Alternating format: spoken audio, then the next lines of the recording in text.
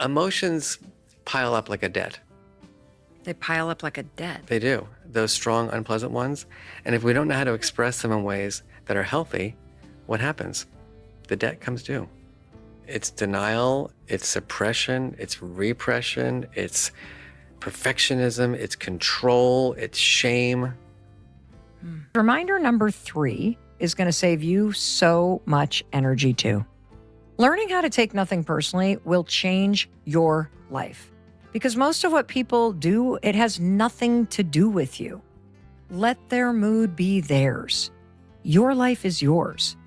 That's where you take your power back. Ruminating. I think a clear issue with rumination or overthinking is when 3 things. 1, most of your thoughts aren't new. They're repetitive. They're cycling. 3 separate rooms, 3 people who have never met each other, and somehow the exact same malfunction. Brackett calls it a debt, and he means that literally every feeling you refuse to process doesn't vanish, it compounds, and the interest comes due whether you're ready or not. Robbins is describing the identical trap from the outside, the tone in someone's voice, the mood in the room, none of it was ever actually about you, and yet you've been paying a debt that was never yours to owe. And Mack just handed you the one test that actually matters for telling a real thought from a rerun. Is it new? Is it useful? Is it true? Most of what loops through your head fails all 3. None of these 3 people know the other 2 exist. They've never spoken, and they just describe the same wiring from 3 completely different rooms. Watch what happens when they go deeper. And we need ways to process our emotions. We need skills to do that. And we need skills to be able to communicate them. And we need skills to be able to manage them effectively. That's the goal of this work, is that emotional intelligence is a real set of skills that can help you navigate all emotions and then apply that knowledge to achieve your goals in life. How does somebody who's really thinking about, I want what Dr. Brackett's talking about, I don't want my emotions to run me over, how do you begin this? It starts with permission to feel. It always starts going back to the basics. Okay. Your peace of mind is to give someone else yours. The person that you see or you experience who's standing before you right now, that's not the person you're dealing with. You're dealing with their childhood crap. You're dealing with whatever just happened at work. You're dealing with whether or not they ate anything, whether or not they can manage stress, whatever it is that's on their mind. That's why you're picking up on a tone. That's why you feel like you have to manage their mood, because they seem like they got it together, but then they're acting so weird. That's why you got to learn to just let people deal with themselves. It doesn't mean that you don't have compassion. It doesn't mean that you don't care about people. It means that you recognize that there's a very important boundary between you and other adults. You are not responsible for managing other people's moods. You're not responsible for managing other people's expectations. There's one person that you're responsible for. 2, most of your thoughts aren't useful. They're not looking at ways you might fix this problem. They're just replaying a certain scenario again and again and again. And 3, the most important part, is that most of them aren't even true. Most of our thoughts that we think aren't even true. So the difference between, I would say, when you're in low agency thinking is new, useful, true. And if you can have new thoughts, if you can find useful thoughts, and you can find true thoughts, that's the difference. That's so good. Notice what just changed. Round 1 was the diagnosis. Round 2 is the actual toolkit, and none of it is what you'd expect. Brackett doesn't say push through it. He says permission to feel comes first before any skill works at all.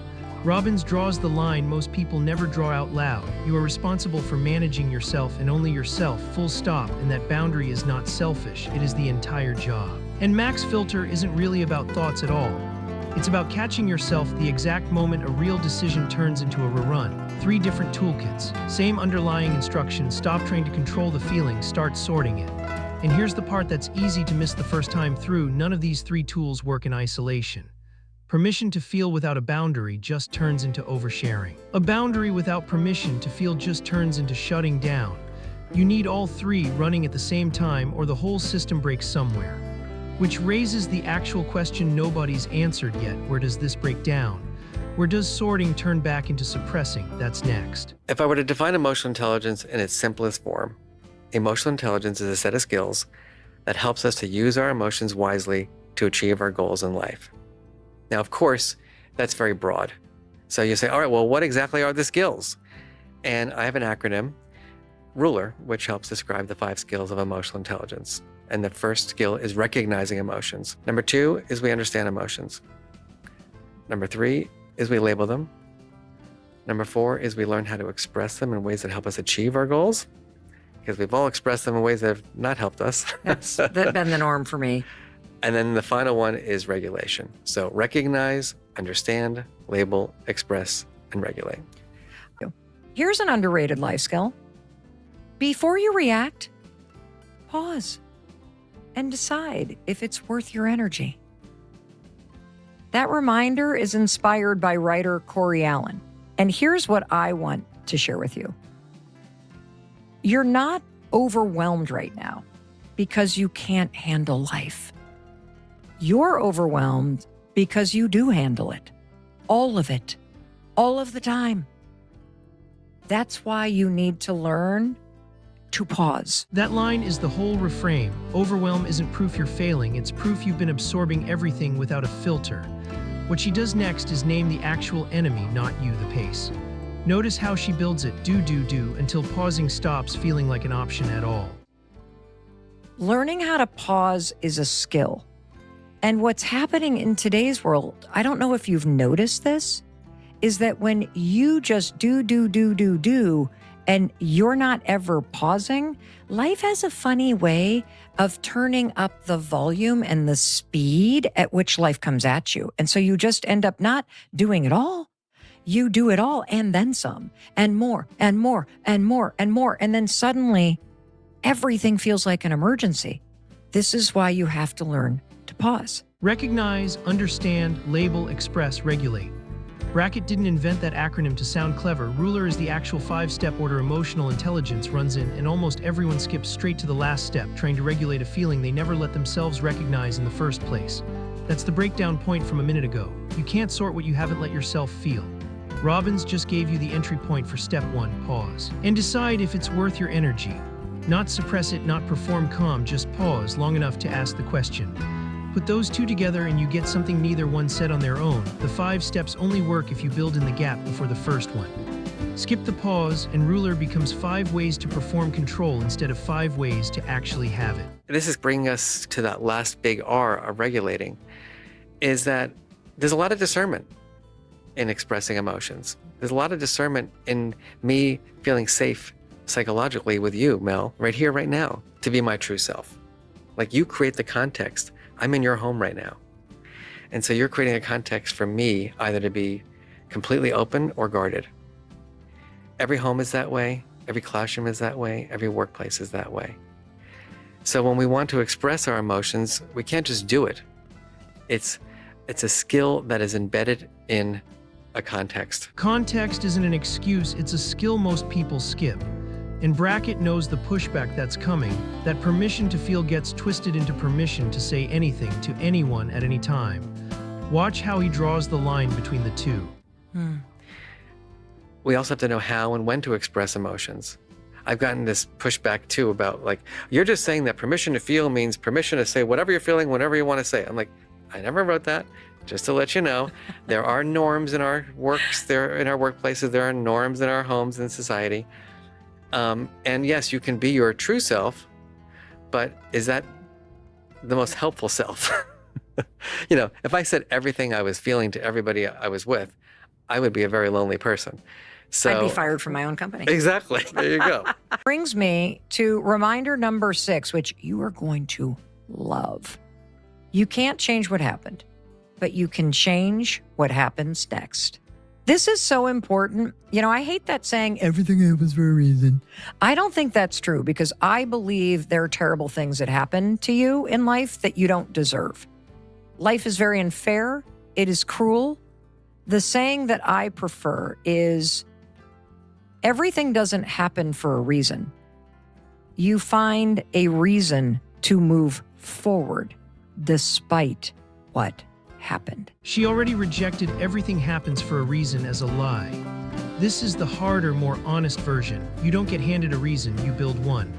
And building one starts with a question most people skip past. How exactly do you move forward? You look for the lessons. You look for the things that this experience taught you. You tap into this strength. Like there's strength that you develop in life from proactively building skills and pushing yourself and showing up. And then there's the strength that you build because life knocks you down. And it's the getting back up and the pushing yourself forward that builds strength inside you. Notice the shift she's about to make. She stops talking about change in the abstract and gets specific about her own. This is the part where you can change what happens next stops being a slogan and becomes a memory she's actually willing to hand you. Is that at any moment, you can decide that you don't want to spend the rest of your life as this version of you. I want you to just stop and really consider that. You don't have to spend the rest of your life as this version of you. If there are parts of you that you don't like your job, you don't like the relationship you're in, you don't like you. Like that was me in my 30s and 40s. I did not like myself. I was a very jealous person. I was very insecure. I was petty. I was the kind of friend you didn't want because we were good friends if I was doing better than you. But if you're doing better than me, then I'm not such a great friend because I'm so insecure about me. And no one was going to change me. Nobody else was ever going to fix this for her, she says so plainly. What's coming next is the actual decision she made alone, the one nobody could make for her. This is the most personal moment in the whole episode, so stay with it. I had to make a decision that I didn't want to spend the rest of my life as that version of me. And so if you've ever said to yourself, like I've said to myself, this is not how I want to live for the rest of my life, and you meant it, I'm proud of you. That takes a lot of clarity. That takes a lot of courage. Because you can't change who you've been in the past. You can't change the things that have happened. But you absolutely can and you should change what happens next. And next, it doesn't have to be some huge dramatic reinvention. It means the next sentence you say. Next could... Here's what nobody in any of these three rooms said out loud, but all three of them proved. Brackett just told you that being your true self and being your most helpful self are two different questions, and expressing every feeling you have isn't honesty, it's just noise with an audience. Robbins just told you the exact same thing from the other direction. You cannot change what already happened to you, but you get to decide what happens next. And that decision is the only part of the story that was ever actually yours. And notice what she did that the other two didn't. She didn't just hand you a framework. She showed you her own worst version of herself first. Jealous, insecure, petty for years. That's not a confession for sympathy, it's proof the sorting actually works, because if it works starting from that version of her, it can work starting from wherever you actually are right now. Not from some cleaned up version of you that never existed. And Mack's filter, new, useful, true, was never really about your thoughts. It was about who gets a vote in your head and who doesn't. Put Brackett, Robbins, and Mack next to each other, and the real skill was never controlling your emotions at all. It was sorting them. What's actually yours, what's actually true, and what's just noise your nervous system mistook for an emergency. Get that sorting right. And calm was never the goal. Clarity was. Follow for more real breakthrough moments from real conversations. That's this whole channel.